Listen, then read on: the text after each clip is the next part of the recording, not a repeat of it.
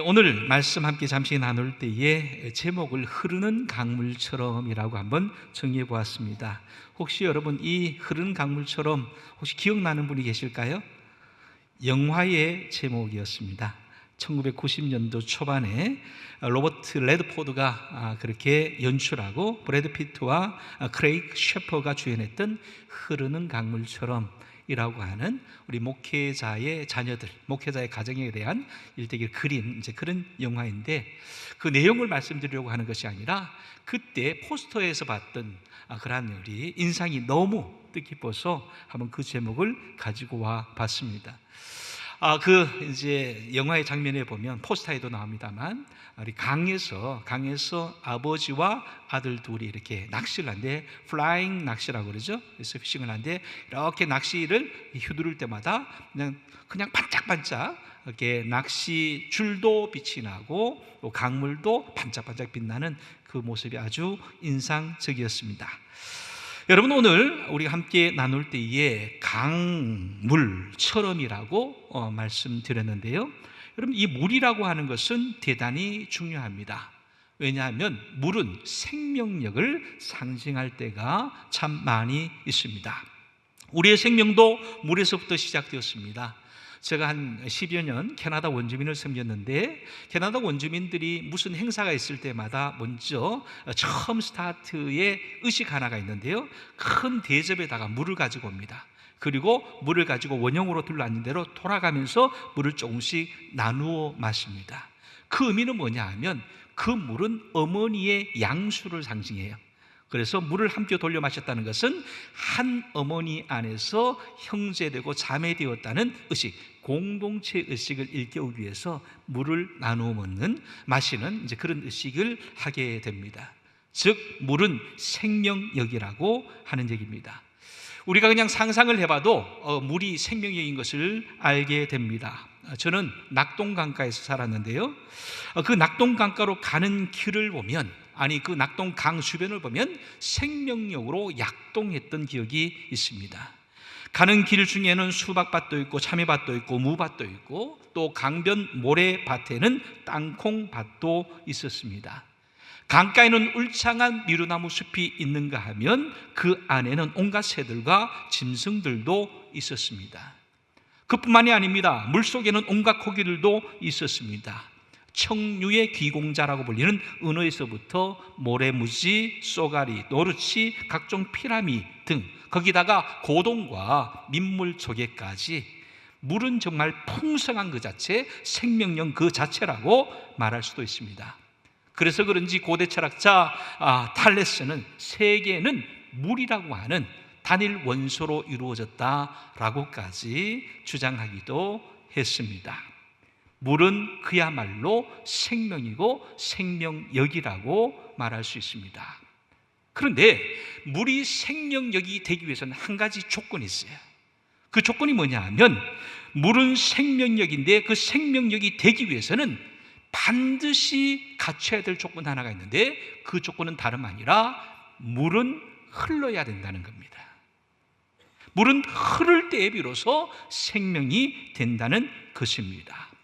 오늘 말씀을 유심히 보면 반복되는 단어가 있어요. 그리고 앞에 보면 우리가 읽진 않았습니다만 1절부터 5절까지도 보면 돌아서, 그리고 오늘 6절부터 12절까지도 보면 계속해서 반복하는 것이 흘러내려서 라고 되어 있습니다. 돌아가는 겁니다. 흘러가는 겁니다. 계속해서 흘러가는 가운데 거기에서 생명이 살아난다는 얘기입니다. 물이 흘러가는 가운데 강수변에는 나무들이 울창해집니다. 강물 안에도 온갖 생물들이 번성합니다. 강물이 닿는 모든 곳에 생명이 되살아나기 시작합니다. 물고기도 힘이 많아집니다. 각종 먹을 과실과 열매들도 끊이지 않고 열매 맺게 됩니다. 물이 흘러갈 때에 생명력이 있다라고 하는 것입니다. 불과 30년 전만 해도 대부분의 지방천들은 가까이 가지 못하는 그런 천변들이었습니다. 썩은 하천이었습니다. 특별히 도시 주변은 더더욱 그러했습니다. 냄새가 진동했습니다. 그렇게 가스가 그렇게 많아서 가까이 할 수 없는 그런 하천이었는데, 어느 순간 하천을 개발하기 시작했습니다. 하천 개발의 핵심은 물이 흐르게 하는 것이었습니다. 물이 흐르게 하는 그런 하천 개발을 하자 어떻게 되었습니까? 식물들이 자라나기 시작합니다. 물고기가 돌아왔습니다. 동물들도 찾아옵니다. 그렇게 변하게 되니까 그 주변에는 온갖 운동기구를 들고 사람들도 모여들게 되었다라고 하는 것입니다. 제가 한동안 살았던 우리 캐나다에 보면 우리 밴쿠버에서부터 시작되는 프레이저 리버라고 하는 것이 있습니다. 우리 안 목사님도 그곳에 계셨었는데요. 프레이저 리버는 한 1400km 정도 되는 긴 강입니다. 거기는 아주 귀한 연어의 산지입니다. 상류에서 연어가 산란을 하고 바다로 갔다가 수년 후에 다시 돌아와서 강 상류에 가서 거기에서 산란을 하고 죽게 됩니다. 근데 그 연어들이 그냥 가서 죽는 것으로 끝나는 것이 아니라 연어들이 그렇게 귀소 본능을 따라서 상류로 올라갈 때 연어를 잡아먹는 동물들이 있습니다. 곰들이 잡아먹습니다. 독수리가 잡아먹습니다. 매들이 잡아먹습니다. 온갖 짐승들이 연어 파티를 하게 됩니다. 근데 연어를 잡아먹을 때 그것으로 끝나는 것이 아니라 그 동물들이 연어를 먹고 난 다음에 배설을 하는 거예요. 배설된 그 배설물이 토양을 일굽니다. 풍요롭게 만듭니다. 그 토양에서 자란 것들이 뭐냐 하면 세계에서 사용하고 있는 제목들, 나무를 만들어내는 훌륭한 제목들만 침려 수림을 이루게 됩니다. 침려 수림만이 아닙니다. 그 침려 수림을 통해서 지구의 산소통이 되어집니다. 그래서 캐나다의 그 우림지, 그 산림 지역은 지구의 산소 호흡기와 같다라고 말합니다. 우리가 요즘 산소가 모자라서 산소세라고 하는 세금을 따로 낼 정도로 그렇게 필요한 것이 산소인데, 그 산소가 어디에서 나오느냐? 그럼 프레이저 강 상류에서 나온다라고 하는 얘기입니다. 여러분, 단순히 강이 흘러가는 것은 강 그 자체로 끝나는 것이 아니라 자연도 살리고 그 산소를 또 내모로 말하면 사람도 살리는 역할을 한다는 겁니다. 그런데 물의 흐름이 막히면 어떻게 될까요? 물이 막히면 생명이 죽습니다. 그 프레이저 강 곳곳에 댐들이 생겼습니다. 연어가 오가는 통로가 사라졌습니다. 생태계가 파괴되었습니다. 산림 점점 더 황폐해져 갑니다. 그와 비례해서 인간의 삶의 환경도 치명적인 위험에 이르게 됩니다. 오존층이 파괴된다는 거예요. 점점 산소는 고갈되고 있습니다. 여러분, 단순히 물이 흐르고 안 흐르고의 차원이 아니라 생명을 좌우하는 차원이 된다라고 하는 것입니다. 물은 흘러야 합니다. 흘러야지 생명이 됩니다. 어느 분이 재미있는 의학 이야기를 해 주었습니다. 그런데 이 말씀 드리기가 좀 조심스럽습니다. 왜냐하면 오늘 예배 오기 전에 만난 분들이 의사님들인데, 의사 선생님들이 이 말이 의학적으로 맞는지 안 맞는지 제가 검증을 못 해가지고, 그러나 의미적으로는 참 일리가 있어서 전하려고 합니다. 양해를 바랍니다. 다름 아니라 사람의 인체는 기본적으로 항아리가 아니라 접시라고 합니다. 그 구조 자체가 항아리가 아니라 접시다. 항아리와 접시의 차이는 뭘까요? 항아리는 저장을 하는 것이고 접시는 덜어서 먹는 그런 용도가 접시입니다. 근데 사람이 그렇다는 거예요. 사람이. 여러분, 아무리 좋은 음식을 우리가 저장을 한다 할 때 우리가 항아리를 사용하지 접시를 사용하지 않습니다. 최고로 그러니까 좋은 랩으로 그 접시를 싸고 싼다 할지라도 그 음식이 오랫동안 저장이 될 수가 없어요. 금방 상해버립니다. 무엇인지 담는 것, 항아리가 저장하는 것은 항아리에 담습니다. 간장도 항아리에 담고, 고추장도 항아리에 담고, 된장도 항아리에 담고, 오래 간직하는 것은 항아리에 담고 금방금방 덜어서 쓰는 것이 접시라고 하는 거죠. 근데 사람이 그렇다는 거예요. 여러분, 사람은 항아리가 아니라 접시라고 합니다. 사람은 기본적으로 세포가 모여서 기관을 이루고 장기를 이루고 인체를 이루는데, 그 세포는 조그만 소량의 에너지밖에 간직하지 못한다는 거예요. 만약에 그 세포가 많은 그런 에너지를 갖게 되면 오히려 문제가 된다는 것입니다. 의미가 있는 얘기입니다. 무슨 얘기입니까? 우리는 그냥 모으고 저장하고 가지는 것에 집중할 것이 아니라 나누면서 살아야 되는 것, 나누면서 써야 되는 것이 인체이듯이 사람도 그렇게 살아야 한다는 얘기입니다. 낙동 강가에도, 에스겔의 생명 강가에도, 사도 요한이 계시록을 통해서 보여줬던 천상의 강가에도 동일하게 적용되는 원리가 있다면 그것은 흘러감의 원리입니다. 흘러가는 것은 없어지고 사라진 것이 아닙니다. 그것은 오히려 생산이고 창조가 됩니다. 흘러가는 것에 항상 생명력이 약동한다는 것입니다. 강물도 흘려보내야 되고 사람도 흘려보내는 삶을 살아야 합니다. 즉 베풀고 나누는 삶의 은혜가 임하는 법입니다. 여러분, 물은 생명인데 조건이 하나 있습니다. 흘러가야 한다. 여러분, 사람이 생명, 진정한 생명력을 발휘하는 삶을 살고자 한다면 우리 또한 흘려보내는 삶을 살아야 한다는 얘기입니다. 나누는 삶, 공유하는 삶을 살아야 한다는 뜻입니다. 근데 여기서 선행되어야 될 한 가지가 있습니다. 그렇게 끊임없이 흘려보내자면, 흘러가는 강물이 되자면 먼저 선행되어야 할 것이 있다는 거죠. 그것은 다름 아니라 그 물이 흘러갈 수 있게 하자면 끊임없이 물이 솟아나야 된다는 거예요. 샘물처럼 물이 끊임없이 솟아날 때에 그 물이 흘러 넘쳐서 흘러가게 된다는 원리입니다. 모든 강은 수원지가 있습니다. 강원도에는 가까이 있는 두 개의 수원지가 있는데 하나는 태백의 금룡서이고 하나는 그 주변에 있는 황지 연못입니다. 하나는 한강의 발원지가 되고 하나는 낙동강의 발원지가 됩니다. 금룡소는 불과 20m 정도밖에 둘레밖에 되지 않는 작은 곳인데 그것은 하루에도 2,000 내지 3,000톤의 물이 솟아난다고 그럽니다. 그것이 흘러서 500km를 넘게 흘러서 서해안으로 빠지게, 인천으로 빠지게 되는 거예요. 한강이 되었어요.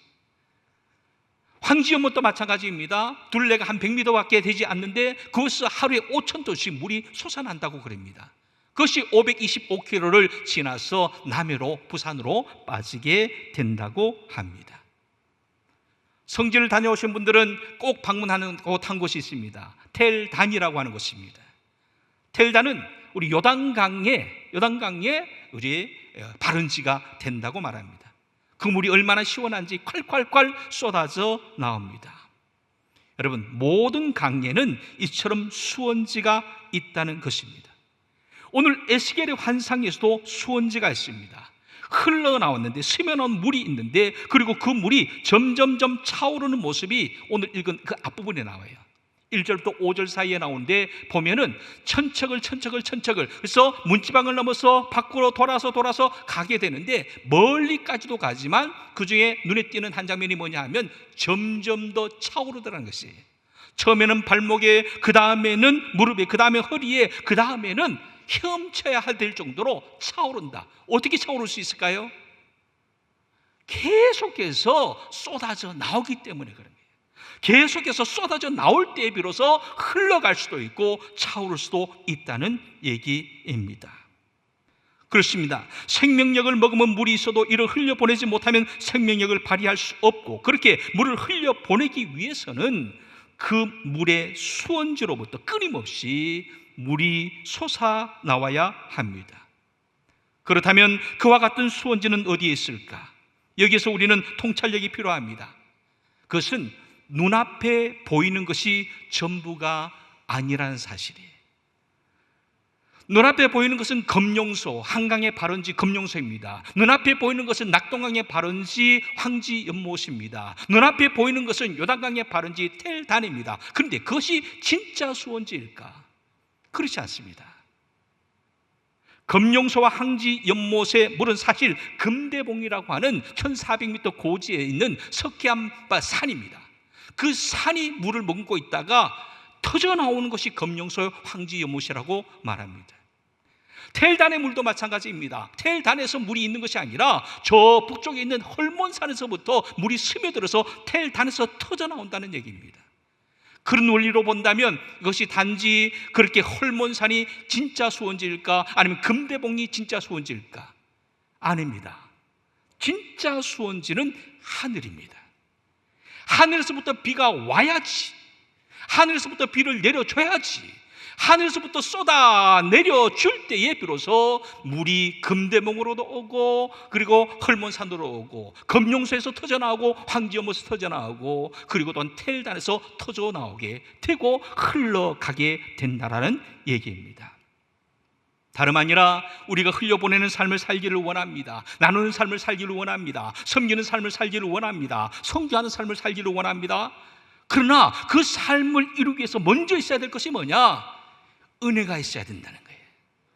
하나님의 은혜가 부어져야 된다는 것입니다. 쏟아져 내려와야 한다는 것입니다. 그러기에 우리에게 필요한 것이 있다면 우리는 기도해야 하는 것입니다. 주의 은혜를 구하는 것입니다. 여러분, 오늘 이처럼 뜻깊은 시간에 우리가 함께 먼저 모여서 예배드리는 까닭이 무엇입니까? 단순한 의식이 아닙니다. 예식이 아닙니다. 하나님의 은혜가 필요하기 때문입니다. 하나님의 은혜가 없이는 할 수 없기 때문에 그렇습니다. 우리 광랑한 선교사님 지난 30수년 동안 이미 선교의 여정을 걸어왔는데, 이분이 홀로 계신 독신으로서 제일 오지 중에 오지, 라오스의 그 땅에서 사역할 수 있었던 것은 저는 믿습니다. 그녀의 가냘픈 몸에서 힘이 있어서 감당하는 것이 아니고, 그가 가지고 있는 어떤 능력이 있어서 감당한 것이 아니라, 하나님께서 그 사람을, 이 광랑한 선교사를 붙들어 주었기 때문에, 지켜 주었기 때문에, 은혜로 보살펴 주었기 때문에 오늘도 여전히 귀하게 사역을 감당할 수 있다고 믿습니다. 여러분, 저는 오늘 놀라는 것이 있습니다. 아니, 제가 놀라는 것이 아니라 한국교회가 놀라고, 또 한국교회가 반갑고, 한국교회가 감사하는 일이 있습니다. 그것은 다름 아니라 청주 상당교회에 여러분의 교회가 있다는 사실입니다. 여러분, 이 땅에는 한 5만여 개의 개신교 교회가 있습니다. 우리 교단에 9천여 개의 교회가 있습니다. 그러나 우리 상당교회만큼 영향력 있는 교회가 사실 많지 않습니다. 손으로 꼽습니다.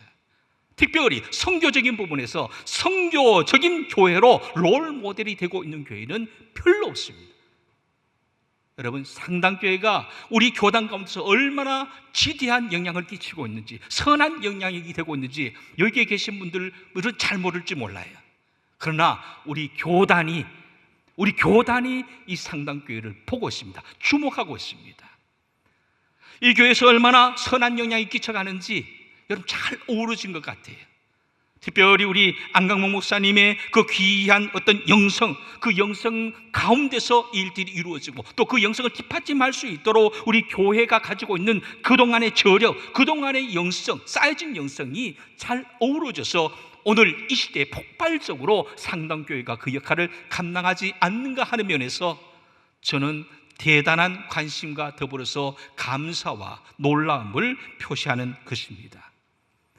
존경하는 우리 안 목사님과 우리 당회와 모든 성도 여러분 너무 귀한 일들을 감당하시게 되었음을 축하드립니다. 하나님께서 여러분을 통해서 역사하시기를 원하십니다. 흘려보내는 사역을 감당하기를 소원하십니다. 여러분을 통해서 귀한 축복의 통로로 삼으시길 원합니다. 오늘이 또 한 번의 그러한 계기가 되어질 수 있기를, 그러한 또 역사적인 순간이 되어질 수 있기를 주의 이름으로 간절히 축원합니다. 하나님께서 여러분을 사랑하십니다. 존귀하신 아버지 하나님, 은혜를 감사합니다. 이 같은 순간을 허락하심에 감사드리고, 이 같은 교회를 주심에 감사를 드리고, 이 같은 목사님을 주셔서 목양하게 하심을 감사드리고, 이 같은 때에 귀한 선교사님을 통해서 이 교회와 함께 동역하게 하심도 감사합니다. 하나님의 역사를 지금까지도 이루어 주셨는데 앞으로도 계속해서 이루어나갈 수 있도록 힘과 능력과 지혜와 모든 것들을 허락하여 주실 줄 예수 그리스도의 이름으로 간절히 기도하옵나이다. 아멘.